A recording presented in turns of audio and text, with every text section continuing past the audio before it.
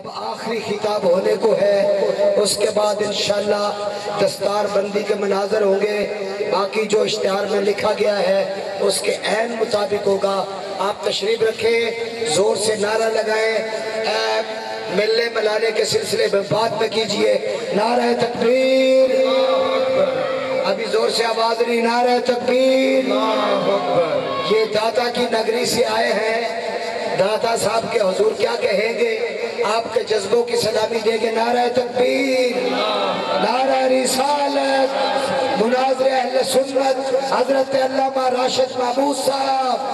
مفتی صاحب، مفتی صاحب۔ تاجدار ختم نبوت زندہ باد، تاجدار ختم نبوت زندہ باد، تاجدار ختم نبوت زندہ باد۔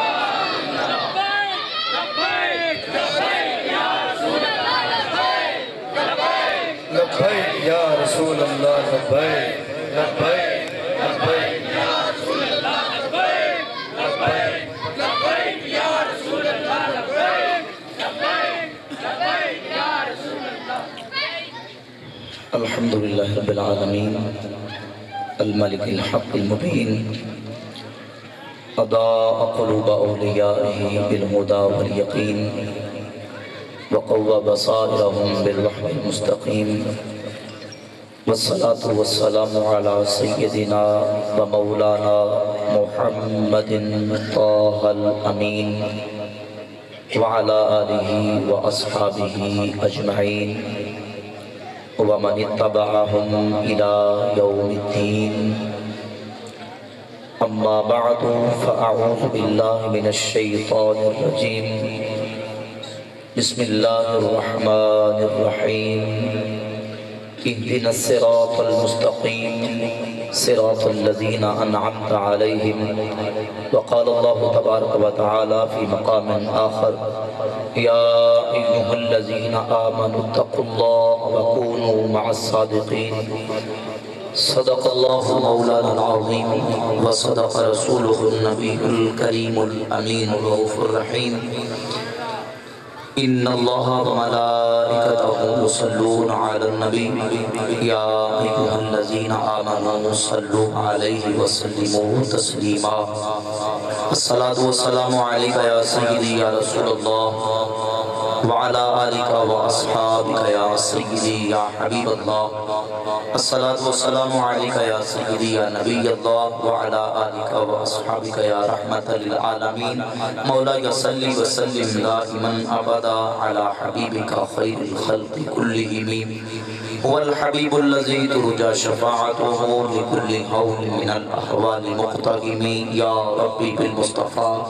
بلغ مقاصدنا واغفر لنا ما مضى یا واسع الکرم. حمد و صلاۃ کے بعد واجب الاحترام سامعین و حاضرین برادران اسلام، بحمد تعالیٰ آج کی عظیم الشان عرس حضور غوث پاک سرکار رضی اللہ تعالیٰ عنہ کی اس تقریب اور محفل پاک میں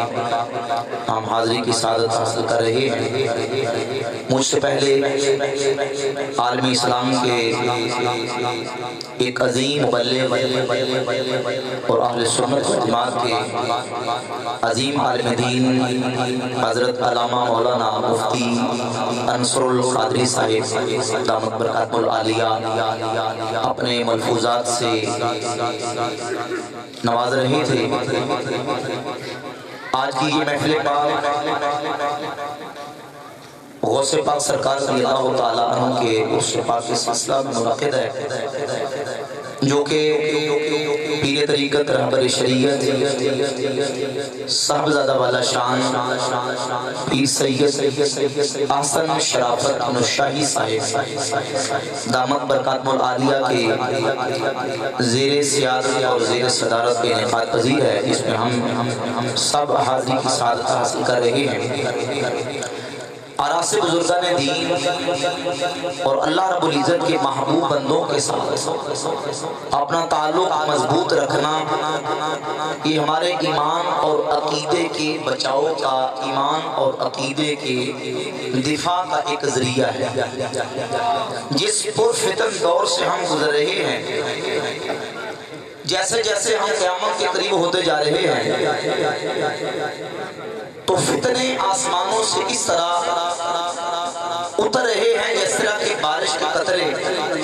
اور فتنہ پرور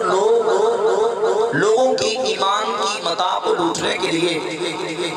کبھی کوئی حربہ اختیار کرتے ہیں، کبھی کوئی حربہ اختیار کرتے ہیں۔ اہل سنت و جماعت کا یہ امتیازی نظریہ اور ہمارا امتیاز ہے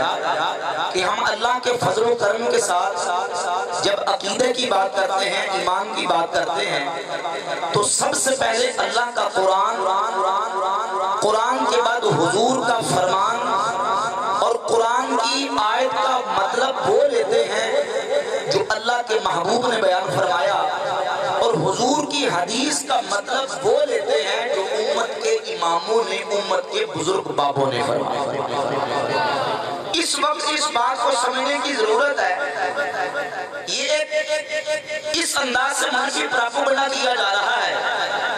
کہ امت کے بابوں نے یہ کر دیا، بابوں نے وہ کر دیا، بابے ہی جو ہے وہ ایمان کی خرابی کا سبب ہے۔ یہ لوگ بابوں کو مانتے ہیں۔ یقین جانے کہ اگر ہماری اسلامی تاریخ اور ہسٹری سے بابوں کو نکالتے تو دین ہمارے پاس باقی بچتا، بولے بچتا نہیں بچتا،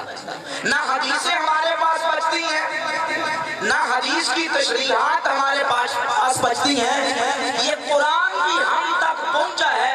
تو امت کے سب سے بڑے بزرگ بابے حضور کے صحابہ کے ذریعے سے پہنچا ہے۔ پھر حضور کی احادیث محدثین نے جمع کی، فقہا نے ان کے معانی اور مطالب کو بیان کیا، فقہا نے اس کی صحیح فقہ کو بیان کیا۔ لیکن حدیث بھی اگر کسی حدیث کی کتاب میں آتی ہے، محدث جب حدیث لے کے آتا ہے، مثلا امام بخاری امت کے بابے ہیں، امت کے بزرگ ہیں، یہ نہیں ہے کہ ہمارے بابے اور جن کو وہ کوئی ماننے وہ جی وہ امام ہے۔ جب بابوں کی بات آئے گی تو اللہ کے نبی صلی اللہ علیہ وآلہ وسلم کی ذات اقدس کے بعد حضور کی امت میں صحابہ، تابعین، اتباع تابعین، ائمہ مجتہدین، امت کے محدثین، اولیاء، صلحاء، یہ سارے امت کے بزرگ ہیں۔ ہم ان کو اپنے بزرگ اور بابے مانتے ہیں۔ ہاں، صحابہ کا مرتبہ سب سے بڑا اور بڑا، لیکن یہ بات روزے روشن کی طرح عیاں اور واضح ہے کہ بابوں کے بغیر ہمارے پاس دین باقی، کہتے مجھے کیسے نہیں بچتا؟ ہمارے پاس قرآن موجود ہے، ہمارے پاس حدیثیں موجود ہیں۔ جب قرآن اور حدیثیں ہمارے پاس موجود ہیں تو بابوں کی ضرورت کیا؟ تو ہم سوال یہ کرتے ہیں کہ جو حدیثیں تم کہتے ہو ہمارے پاس موجود ہے، سوال یہ ہے کہ یہ حدیثیں کہاں سے آئیں گی؟ تو جو کسی سوچنے والی بات ہے، یہ حدیثیں کہاں سے؟ کہتے ہیں حدیثیں تو اماموں نے کتابوں کے اندر لکھی ہیں۔ ہم کہتے ہیں یہ امام کون ہے؟ یہ بھی تو امت کے بابے ہیں، یہ بھی تو امت کے بزرگ ہیں۔ پھر ان بابوں نے، ان بزرگوں نے جب احادیث کو جمع کیا، مثلا امام بخاری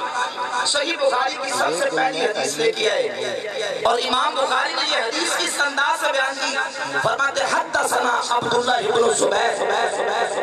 کہ ہمیں یہ حدیث ہمارے بابے عبداللہ بن زبیر حمیدی نے بیان کی، اور عبداللہ بن زبیر حمیدی کہتے ہیں ہمیں ہمارے بابے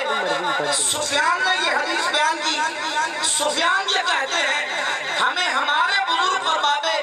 یحییٰ بن سعید نے یہ حدیث بیان کی۔ یحییٰ بن سعید کہتے ہیں ہمیں ہمارے بابے محمد بن ابراہیم تیمی نے یہ حدیث بیان کی۔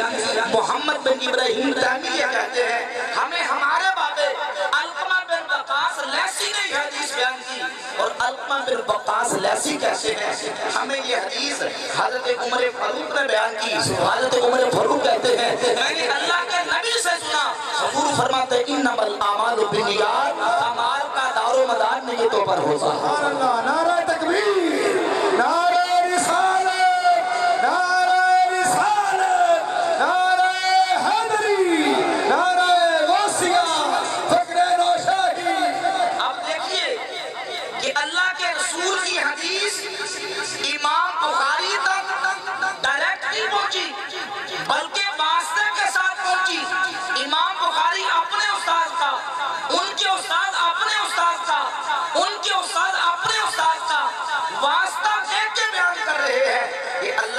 نبی کی حدیث ان باپوں کے ذریعے امام بخاری تک پہنچی.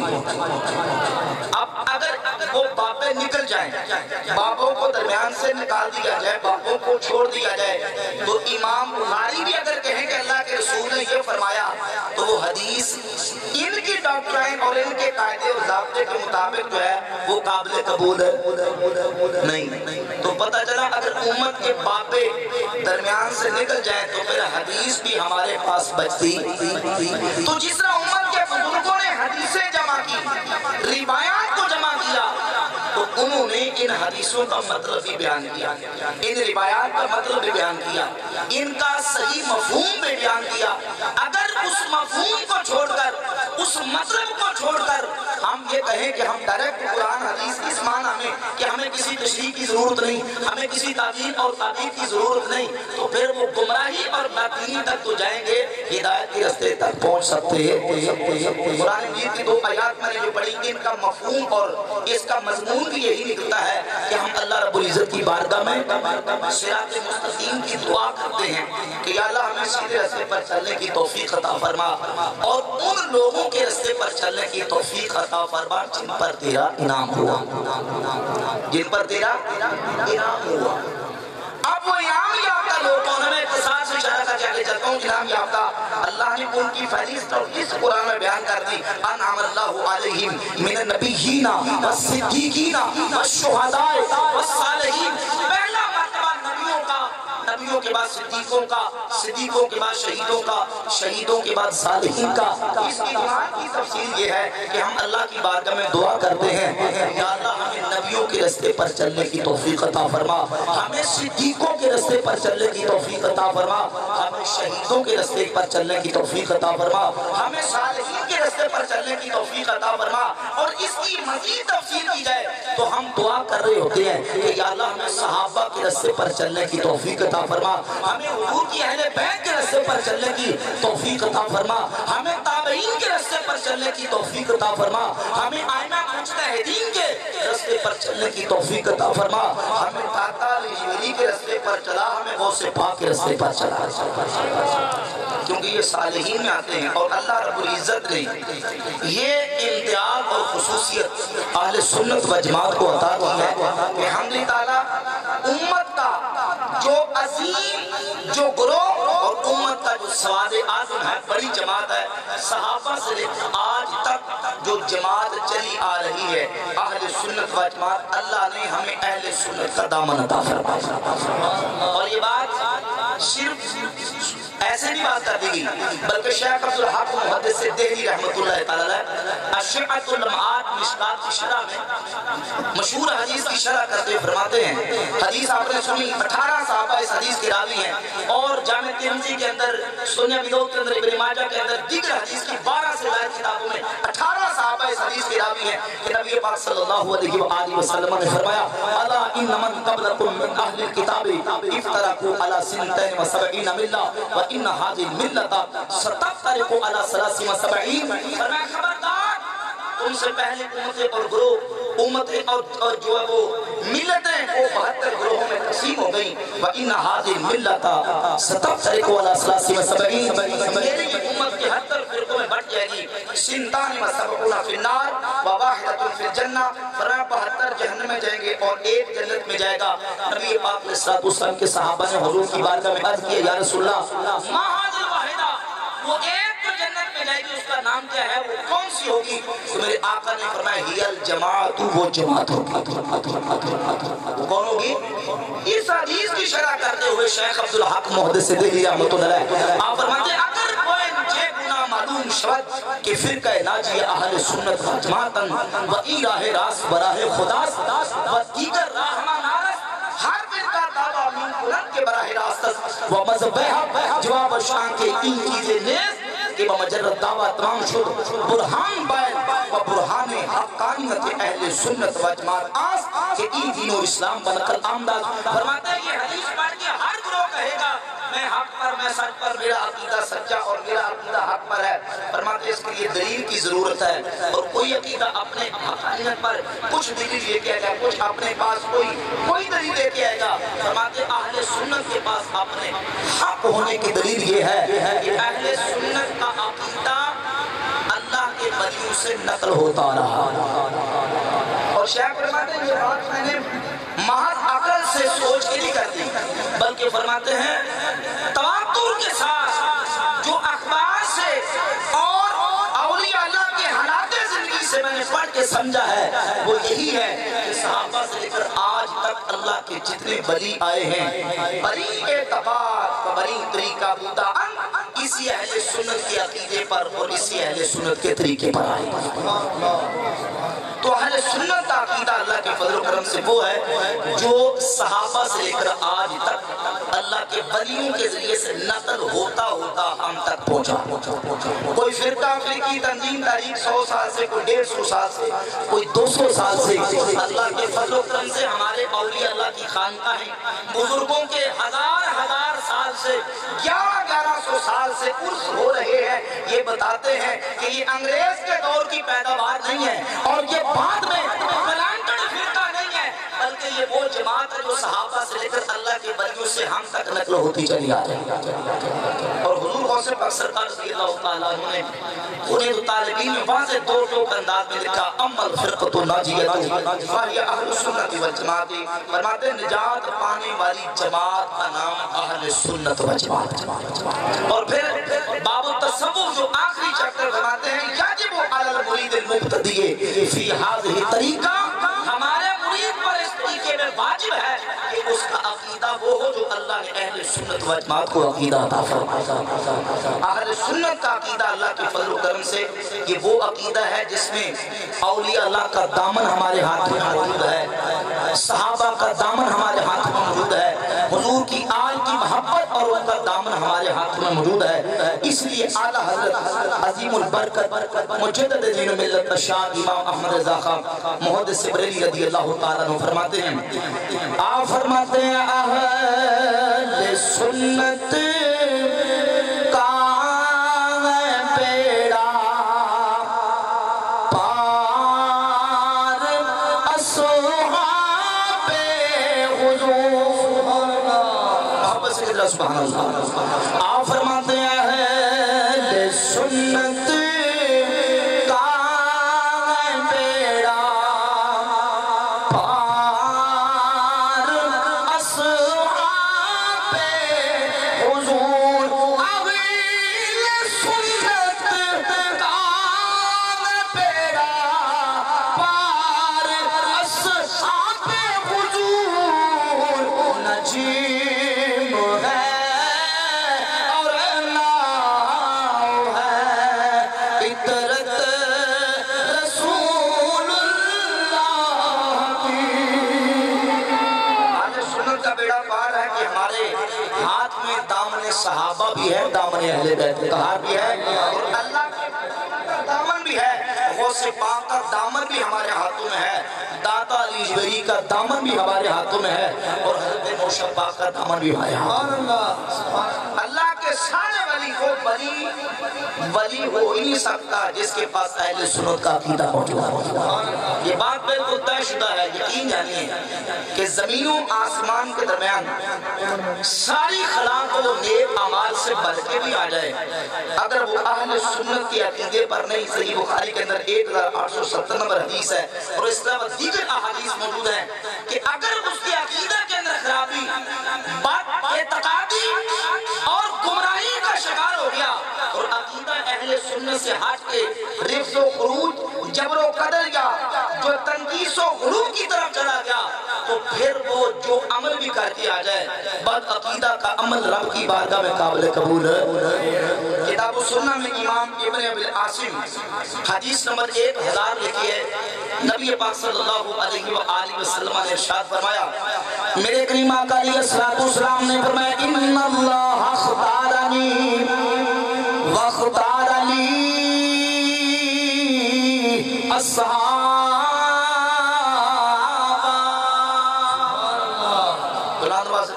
سبحان اللہ، کریم آقا صلی اللہ علیہ وسلم نے فرمایا اللہ رب العالمین نے اپنے لیے مجھے پسند کر لیا، اللہ نے میرے لیے میرے صحابہ کو پسند فرما لیا، فجعلہم لی فضلاء وانصارا واصحارا،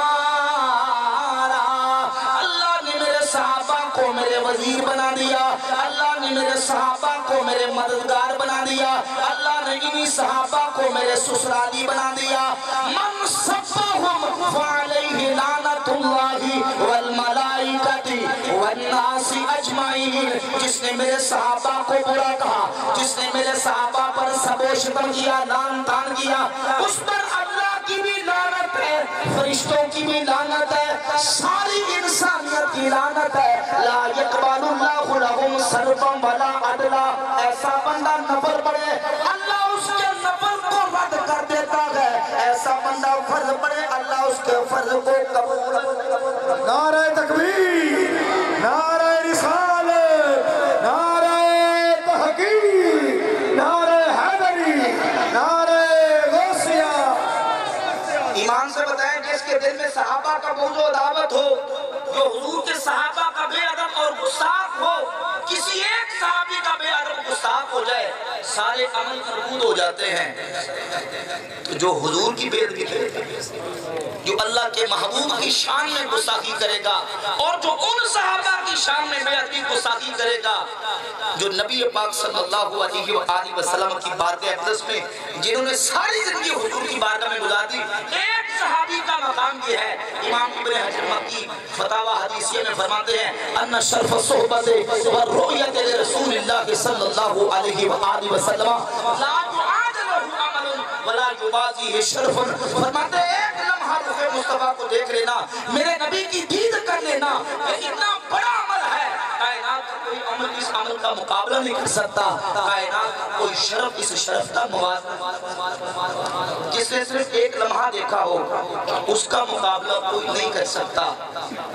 تو جس ابو بکر صدیق نے بچپن میرے نبی کے ساتھ گزارا ہو، سبحان اللہ، جس نے جوانی حضور کے ساتھ گزاری ہو، جو مکہ میں میرے آقا کے ساتھ ہوں، جو مدینہ میں میرے مصطفیٰ کریم علیہ السلام کے ساتھ ہوں، جو ہجر کی رات حضور کے ساتھ ہوں، جو مزار پر انوار میں حضور کے ساتھ ہوں، جو میدان محشر میں حضور کے ساتھ ہوں گے، اس ابو بکر صدیق کی شان کا اندازہ کون کر سکتا ہے؟ ان کی شان میں کوئی لفظی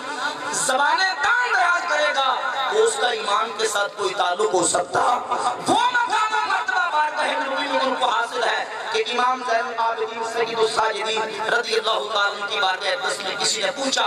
امام احمد بن حنبل فضائل الصحابہ میں اور مسند احمد بن حنبل دونوں کتابوں میں روایت موجود ہے، حضور یہ بتائیں آپ اہل بیت کے امام ہیں، ما منزلت ابی بکر و عمر من نبی صلی اللہ علیہ وآلہ وسلم، یہ فرمائے ابو بکر و عمر کا حضور کی بارگاہ میں کیا مقام ہے؟ تو امام زین العابدین نے چھوٹے سے جملے میں جواب دیا، فرمائے منزلتہما ساعہ، جو آپ مقام ہے۔ سبحان اللہ، تھک گئے سبحان اللہ، تو پھر محبت رہا یا رسول اللہ، یا رسول اللہ، یا فرمایا منزلتہما ساعہ، جو آپ مقام ہے کہ آپ میرے مصطفیٰ کے دونوں پہلو میں لیٹے ہوئے۔ شان صدیق فاروق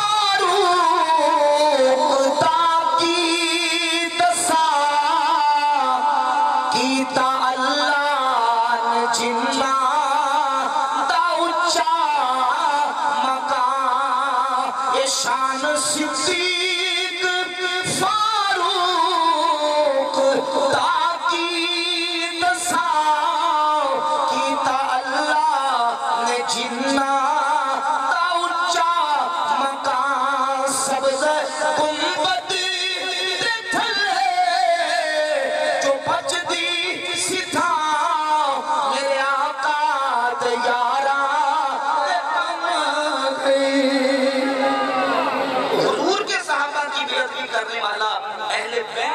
پیروی کرنے والا، چاہے وہ ساری زمین و آسمان تک اخلاق کو ایک عمال سے بھر کے بھی آ جائے، اہل سنت کے عقیدے سے منحرف ہوگا کوئی عمل قابل قبول ہے؟ سب سے پہلے عقیدہ ہے،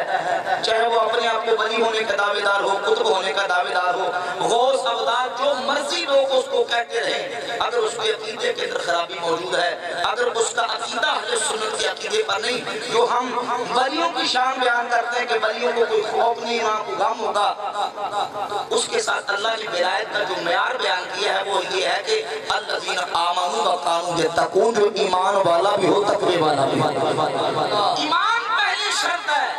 اور امام علامہ صاوی تفسیر صاوی حاشیہ صاوی میں لکھتے ہیں کہ ام الذین اتصفوا بالایمان وهو اعتقاد صحیح المبنی علی الدلائل القطعیہ، فرماتے ہیں وہ عقیدہ حق ہے جو قطعی دلائل پر مبنی ہو، اور اللہ نے وہ عقیدہ اہل سنت و جماعت کو عطا فرمایا۔ تو دوسرے اکرامی قدر بحمد تعالی ہمارا تعلق اللہ کے ولیوں کے ساتھ ہے، اللہ کے محبوب بندوں کے ساتھ ہے، غوث پاک کا دامن ہمارے ہاتھ میں، حضور داتا صاحب کا دامن ہمارے ہاتھ میں، حضرت نوشا پاک، دیگر اولیاء اللہ جتنے اللہ کے ولی ہیں ان کا دامن ہمارے ہاتھ میں ہے۔ ہماری تاریخ ولیوں سے چلتی ہوئی حضور کے صحابہ تک پہنچتی ہے، اور یہ جو ایک گمراہی پھیلانے کی کوشش کی جاتی ہے، دیکھیں جی اپنے باپوں کے پیچھے لگے ہوئے قرآن و حدیث کو چھوڑ کے یہ صرف لوگوں کو اپنے پیچھے لگانے کے لیے، اور جو وہ ڈبوگی بجاتے ہیں، جو وہ بولی بولتے ہیں، لوگوں کو اپنی بولی کی پیچھے لگانے کے لیے امت کے ان باپوں بزرگوں اماموں سے چھڑا کر 15ویں صدی کے ان نام نہاد مذہبی اسکالر، نام نہاد دانشور اور نام نہاد انٹلیکچوئل جن کو کہا جاتا ہے، ان کے پیچھے لگا کے لوگوں کے ایمان کا بیڑا غرق کرنے کی کوشش کر رہے ہیں۔ اور جب تک ہم قرآن کو حدیث کے ذریعے اور حدیث کو اپنے اماموں کی تشریحات کے لیے سمجھتے رہیں گے، ان کا دامن ہاتھ میں رکھیں گے، گمراہ نہیں ہو سکتے۔ جو ہی ہم نے اپنے بزرگوں سے منہ پھیرا اور صالحین کے دامن کو ہاتھ سے چھوڑا تو پھر گمراہی آئے گی، بے دینی آئے گی۔ اسی لیے حضرت سیدنا مجدد الثانی شیخ احمد سرندی رحمۃ اللہ فرماتے ہیں طریق النجاتی مطابق اہل سنت والجماعت کسرہم اللہ سبحانہ فی الاقوال والافعال وفی الاصول والفروع فانہ الفرقۃ الناجیہ وما سواہ من الفرق فهم فی مارد الزمان وشرف الحالات۔ فرماتے ہیں اہل سنت کا دامن تھام لو، اہل سنت کو مضبوطی سے پکڑ لو، فرماتے ہیں اگر اس سے ہٹ کے دائیں بائیں کہیں جاؤ گے پھر گمراہی اور جہالت تمہارا مقدر بن جائے گی۔ اور حضرت مجدد صاحب نے اللہ کی بارگاہ میں دعا کی اللہم نبہنا قبل ان ینبہنا الموت، یا اللہ اس سے پہلے کہ موت آکے آنکھیں کھولے ہماری، ہمیں یہ یقین ہو جائے کہ اللہ نے ہمیں عقیدہ حق اہل سنت و جماعت سچا عطا فرمایا۔ فرماتے ہیں عالم اليوم احد اولم یعلم اما فی الغد فیعلمہ کل واحد ولا ینفع۔ آج تو جانے یا نہ جانے، باقی کل قیامت والے دن سب کو پتہ چل جائے گا، لیکن قیامت کو پتہ چل بھی جائے تو فائدہ۔ آج اگر بندہ گمراہی میں جہالت میں پڑا رہا اور عقیدہ اہل سنت سے منحرف ہو کے بیٹھا رہا تو قیامت کو اگر پتہ چل بھی جائے تو فائدہ ہونا، بولی فائدہ ہونا۔ اس لیے امام فرماتے ہیں آج لے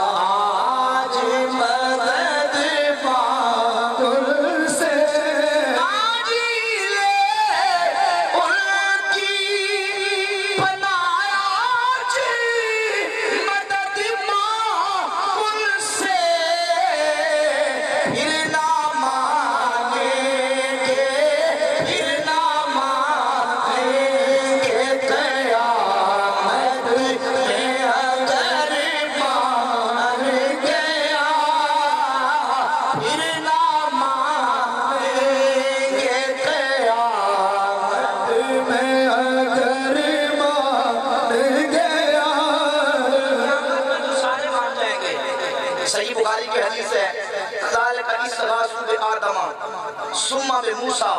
सुम्मा बे मुहम्मद सल्लल्लाहु अलैहि वआलिहि वसल्लम मैदान माशर में सारी मखलूक जमा होके जनाब आदम अलैहिस्सलाम से फरियाद करेंगे, इस्तिगासा करेंगे, फिर जनाब मूसा अलैहिस्सलाम से इस्तिगासा करेंगे, सुम्मा बे मुहम्मद सल्लल्लाहु अलैहि वसल्लम फिर नबी पाक अलैहिस्सलाम की ज़ात अक़दस से इस्तिगासा करेंगे। और जब हुजूर की बारगाह अक़दस में आएंगे, मेरे आका उस मुश्किल घड़ी में मुश्किल कुशा बन के लोगों की मुश्किलों को हल फरमाएंगे।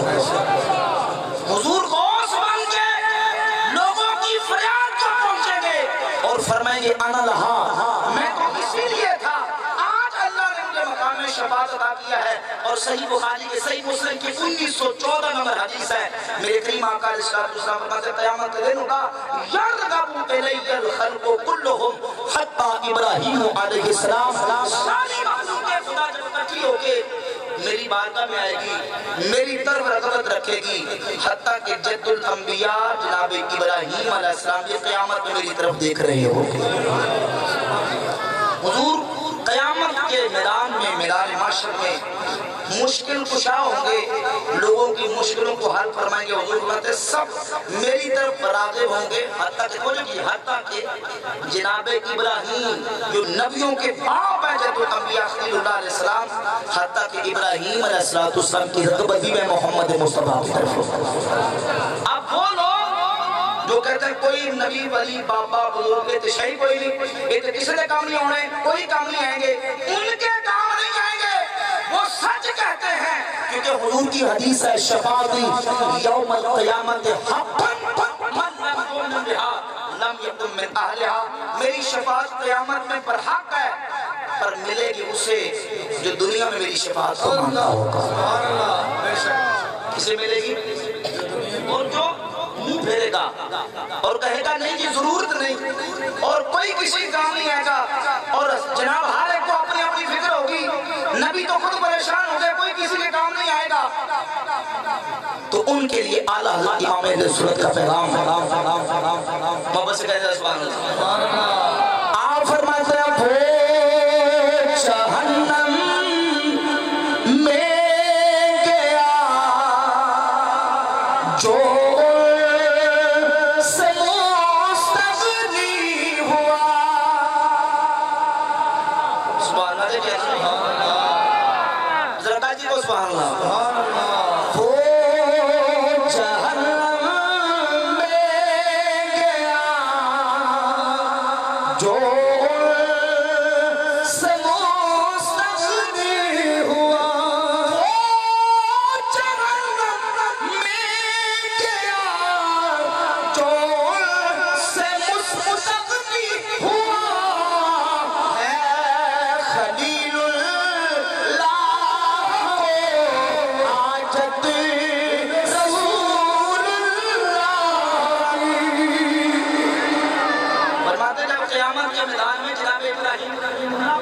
की हाजत है, और कोई कहे कि मुझे नबी वाली की हाजत नहीं है, फरमाते हैं फिर वो जन्नत नहीं जाएगा, सीधा जहन्नम जाएगा। और हम तो दुनिया में भी मानते हैं,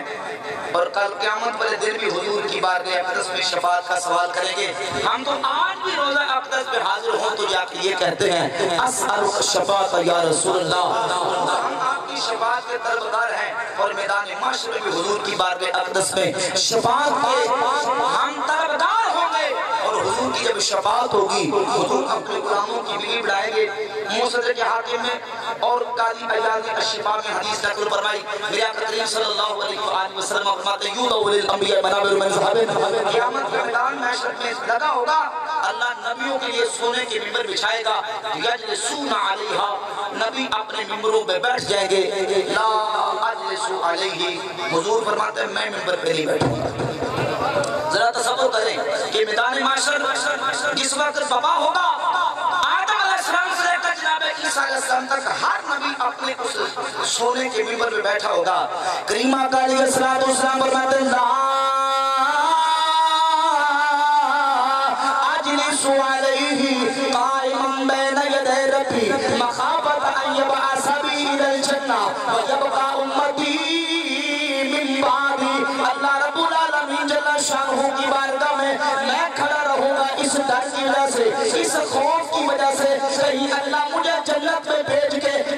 उम्मत को पीछे ना छोड़ दे। अल्लाह रब्बुल आलमीन की बारगाह में खड़ा रहूंगा, परवरदिगार आलम फरमाएगा माज़ा तुरीदू अन असना बे उम्मतिका, हबीब प्यारे क्या चाहते हो, आज मैं तुम्हारी उम्मत के बारे में क्या फैसला करूं। मैं अल्लाह की बारगाह में अर्ज़ करूंगा रब्बे अज्ल हिसाबहुम, या अल्लाह 50,000 साल का इतना लंबा दिन मेरी उम्मत पे बड़ा गिरा है, या अल्लाह मेरी उम्मत का हिसाब जल्दी जल्दी फरमा। सुभान अल्लाह, नारे तकबीर, नारे रिसालत, नारे हैदरी, नारे तहकीक। हुजूर फरमाते मिनहुम मन यदखुलुल जन्नत बिरहमतिल्लाह, कुछ उम्मती तो मेरे वो होंगे जो सिर्फ अल्लाह की रहमत से जन्नत में जाएंगे, और मिनहुम मन यदखुलुल जन्नत बिशफाअती, और कुछ वो होंगे जिनको शफाअत करके मैं रब से जन्नत लेके दूंगा। तो वो जो कहते कोई काम नहीं आएगा, उनके लिए फिर हालात सही बात ये है कि वो जहन्नम में गया जो उनसे मुस्तगनी हुआ है खलीलुल्लाह को हाजत रसूलुल्लाह। ताजदारे खत्म नबूवत जिंदाबाद, ताजदारे खत्म नबूवत जिंदाबाद, मनसब्बा नबियन मनसब्बा नबियन लब्बैक। और हज़रत सैयदना सुल्तानुल आरिफीन पीर बाहू रहमतुल्लाह तआला अलैह उसी मैदान मशर का नशर के बयान फरमाते हैं, आप फरमाते हैं बे बिस्मिल्लाह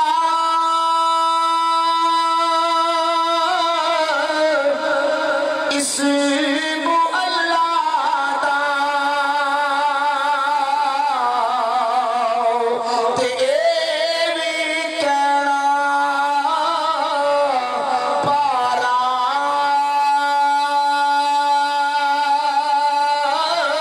ओ नाल शफात सर बरे आलम ए छुट सी आलम सारा ओ हदों पे हद दुरूद मबीते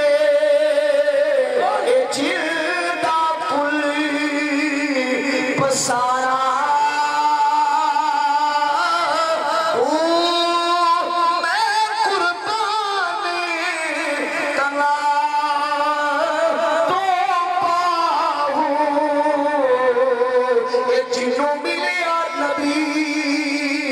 सहारा हो। सुभान अल्लाह, ये वलियों का पैगाम है, ये अल्लाह के महबूबों का पैगाम है, और हुजूर की अज़मत है, हुजूर की शान है कि नबी पाक अलैहिस्सलाम मैदान महशर में हुजूर को इज़्ज़त देगा, और नबी पाक अलैहिस्सलाम अल्लाह रब्बुल इज़्ज़त की इज़्ज़त से अपने गुनाहगार उम्मतियों की शफाअत फरमाएगा। वो कहते हैं, ये देखिए हुजूर ने तो अपनी बेटी को फरमाया था ला उगनी अन्की मिनल्लाहि शैया, सही बुखारी की हदीस है कि ऐ फातिमा मैं तुझे अल्लाह से नहीं बचा सकता, तू अपने अमल कर, अपने अमलों की बदौलत जन्नत में जाएगी, मैं तुझे अल्लाह से नहीं बचा सकता। हालांकि इन लफ्जों का तर्जुमा ये है ही नहीं, ला उगनी अन्की मिनल्लाहि शैया। हुजूर ने ये उस मौके पर अपनी बेटी को, अपनी पुप्पी को और कबीले कुरैश को कहा था, सही बुखारी की तमाम गुरों को जमा करें, जब अल्लाह ने हुक्म दिया था अंज़िर अशीरतकल अक़रबीन, अपने करीबियों को खुदा का डर सुनाइए, अल्लाह का डर सुनाइए। नबी पाक सल्लल्लाहु अलैहि वसल्लम ने अपनी शहजादी सय्यदा फातिमा ज़हरा को फरमाया था ला उगनी अन्की मिनल्लाहि शैया, मतलब ये नहीं कि मैं तो कुछ नहीं कर सकता, मुझे कोई इख्तियार नहीं दिया जाएगा, कोई मुझे इज़्ज़त नहीं दिया जाएगा, और कोई क़यामत में मेरे पल्ले या मेरे हाथ में कुछ नहीं होगा, बल्कि फरमाने का मकसद ये है ला उगनी अन्की मिनल्लाहि शैया, ऐ फातिमा मैं तुझे अल्लाह से बेनियाज नहीं करता, अल्लाह से बेनियाज नहीं, अमल करती जाना, नेक अमल करती जाना, मतलब ये नहीं कि वो मेरी बेटी یہ ہے اب عمل کی ضرورت نہیں ہے، اب نیکی کی ضرورت نہیں ہے. حضور نے ڈر سنایا ہے، اللہ کا خوف سنایا ہے. اس کا یہ مطلب الٹا لینا کہ حضور کے نوبل اللہ تعالیٰ ہاتھ میں کوئی اختیار نہیں ہے یا اللہ کو اذن نہیں دے گا، یہ حدیث کی معنی تحریف ہے. یہ اس کا مطلب ہرگز لا اغنی عنک من اللہ شیئا کا مطلب یہ ہے کہ میں تجھے اللہ کے در سے بے نیاز نہیں کرتا. ورنہ حضور نے خود اپنی بیٹی کو فرما دیا تھا کہ اے میری بیٹی فاطمہ تجھے خوشخبری ہو، اللہ نے تجھے جنتی عورتوں کی سردار بنا دیا. ان کو حضور نے خود جنتی عورتوں کی سردار ہونے کی خوشخبری عطا فرمائی ہو، اور آسمانوں سے فرشتہ رب کی بارگاہ سے خوشخبریاں لے کے جن کے لیے آیا ہو کہ حضور کی بیٹی کو اللہ نے جنتی عورتوں کی سردار بنا دیا. ان کے بارے میں وہ کہے کہ نوبل ان کو بھی پتہ کوئی بخشش ہونے کے لیے ہونی تو اس کے ایمان کی خرابی کا یہ جو دلیل اور دلالت اور نشانی ہے. اللہ کے فضل و کرم سے حضور اپنے غلاموں کے کام آئیں گے، اللہ کے ولی اپنے غلاموں کے کام آئیں گے، اور اللہ کے وہ محبوب بندے جو اللہ کی بارگاہ میں مقرر ہیں وہ قیامت میں مومنین کے اپنے تعلق نسبت رکھنے والوں کے کام آئیں گے. اس لیے ہم اللہ کے محبوب بندوں کے ساتھ نسبت رکھتے ہیں، اللہ کے ولیوں کے ساتھ اپنی نسبت قائم کرتے ہیں کہ اللہ کے محبوبوں سے نسبت ہوگی، قیامت میں اللہ کے محبوبوں کی نسبت سے ہمارا بیڑا پار ہو جائے گا. اللہ کریم ہمیں صحیح معنوں میں اپنے محبوب بندوں کی نسبت اختیار کرنے کی اور صحیح طریقے سے ان کے نقش قدم پر، ان کی عقائد پر، ان کے اعمال کے مطابق ہمیں ان کے نقش قدم پر چلنے کی توفیق عطا فرمائے. وما علینا